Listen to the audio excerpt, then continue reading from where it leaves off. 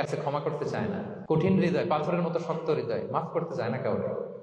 উনি আবার মুনাজাতে বসলে আল্লাহ আল্লাহ আমারে মাফ করো, আল্লাহ আমারে ক্ষমা করো, কাঁদতে কাঁদতে বুক ভাসায়। উনি ক্ষমা চায়, মাগার উনি কাউরে ক্ষমা করে না।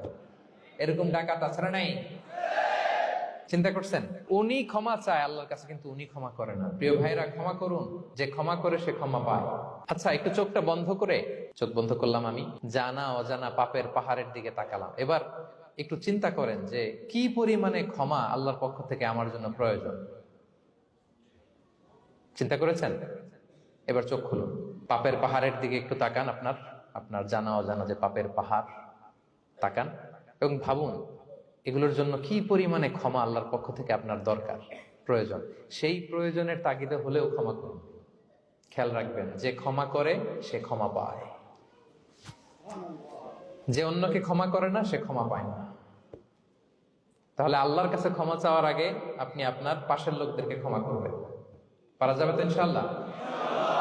ক্ষমা এটা সবাই করতে পারে না, এটা অনেক বড় মহৎ গুণ।